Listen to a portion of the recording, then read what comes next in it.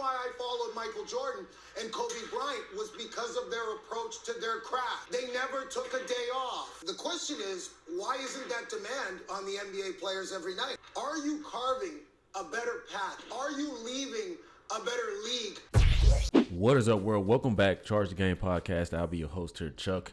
And PK Subban, an ex-hockey player, has just put the NHL back on the map. Not only that, guys, this guy came to ESPN and he very well may have earned a spot. And when I say a spot, I mean a spot on TV to just bring awareness to the sports world. I'm telling y'all, man, I'm watching this hockey game because of this interview with this man here today. And the NBA has gotten so terrible that it has opened the door for the NHL to be back to where it used to be when hockey was so huge, guys. But let's get into this, guys, and react to this video. Make sure you get in here, subscribe to the YouTube channel, thumbs up, like the video. Let's go. Before we get into this, I just want to show you guys PK Subban when he was a professional hockey player. This guy was a real deal, and he also has a vast amount of experience. Back to the video. And in this sport, in hockey, you can't approach the game any other way because you will get hurt. It's not an option to go out and compete. It's not an option to be willing to fight. You have to do those things in our sport, and you have to do those every night. Now, the question is, why isn't that demand on the NBA players every night? I mean, that's a question I can't ask, because here's the reality. Just look how this whole panel is on notice. Look how this guy, PK Subban, commands the room. He commands respect. And this is how you know that this hockey sport is just built different, guys. This is an ex-pro football player, right? We know that Stephen A. Smith and Wendy Fatass, they aren't guys that play sports. But this is a guy who's calling their attention on not only how they've been ignoring hockey, how they've been disrespecting hockey when the NBA is in such bad condition. He's just bringing the differences of awareness on how they take their sport seriously in comparison to the NBA. Down to rule changes and what the NBA wants to do to protect themselves? No.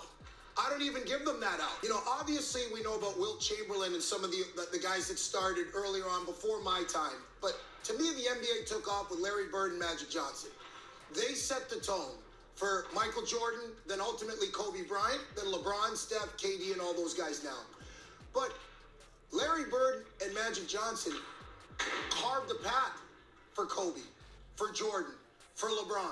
So for this generation now, my question is, are you carving a better path? Are you leaving a better league for the future of the NBA, or are you not? And that's why I'm all in on hockey. I'm all in on hockey too, because I can tell you this generation is not trying to pave the way for anyone but themselves. We have a league full of men with female energy. If I have to be honest, these players are soft, they're weak, they complain, they low manage.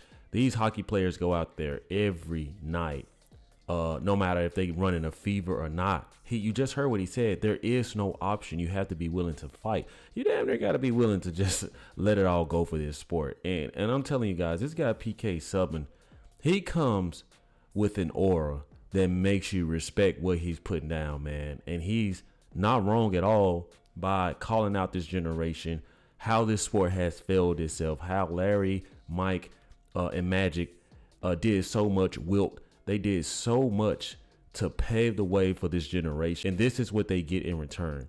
All of the NBA players that are, no longer with us today, that gave their heart and soul to the game, and this stuff is a complete joke. But like I said, guys, LeBron James, do you honestly think that this is on LeBron James' forefront to pave a way for the younger guys?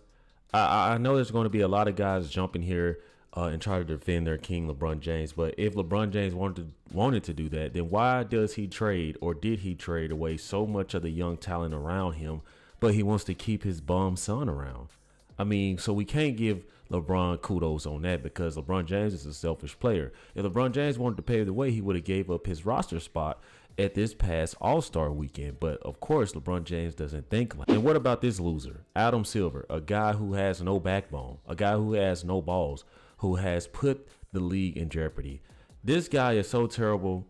First Take is actually having better content discussing hockey versus the NBA. I mean, the NBA has become flat out unwatchable. Seriously, guys, unwatchable. Nobody wants to watch that shit anymore. I'm telling you guys, I don't watch no game. The only time I'm going to thoroughly give the NBA my attention is whether it's a highlight video, something trending, and playoff basketball that's going to lead to the finals, because it's flat out become unwatchable because of the mindset that PK is alluding to. These players, they don't have a purpose.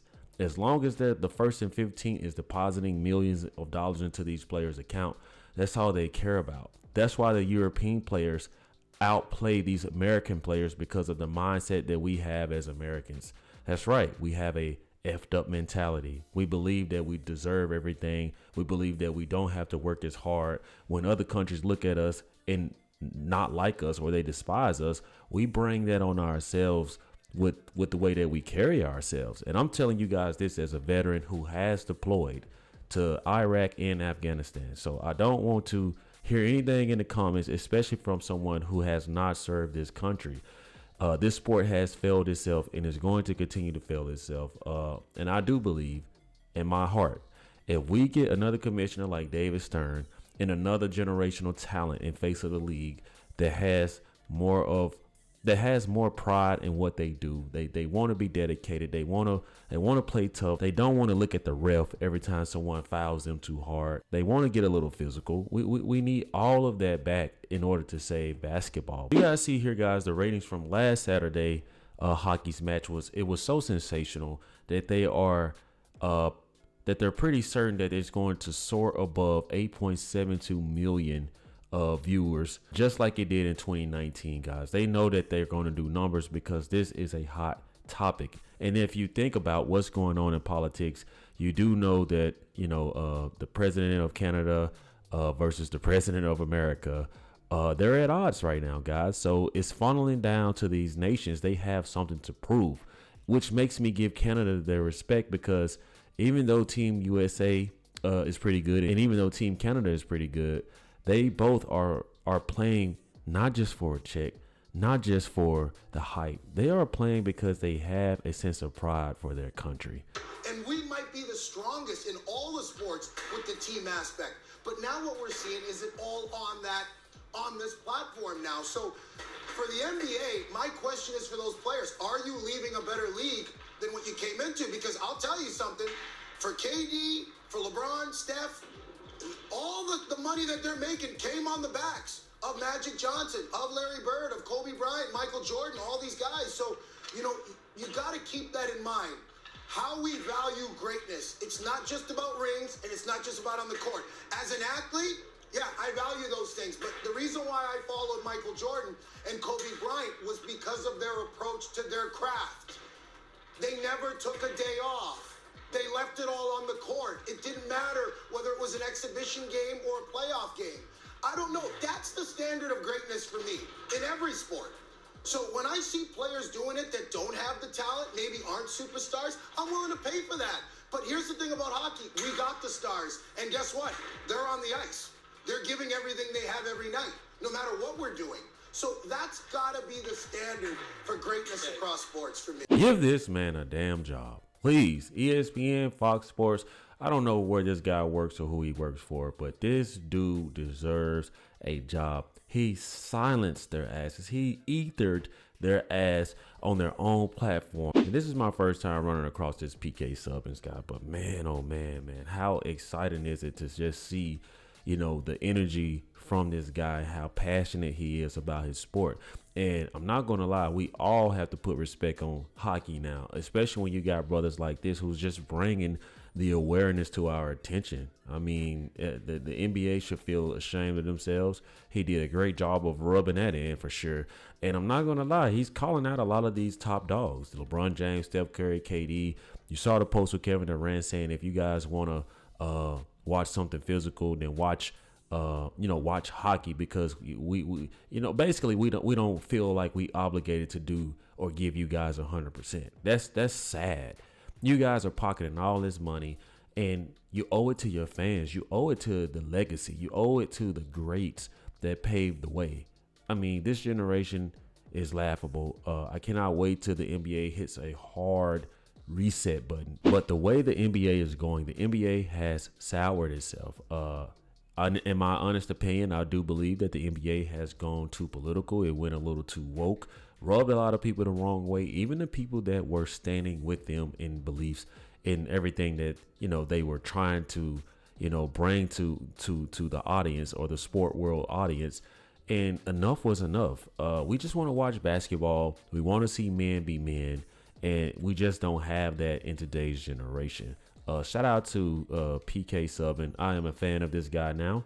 So you guys go check him out. Go follow his Instagram. If he has one, I'll be sure to see if he has one, when I'm done with this video. But I just got to say, man, this brother, he came in preacher mode and he did not disappoint. Let me know what you guys think. Do you agree or disagree with anything that he said? Did he hit it spot on? Let me know. Thank you guys for watching. I'll see you in the next one. Peace.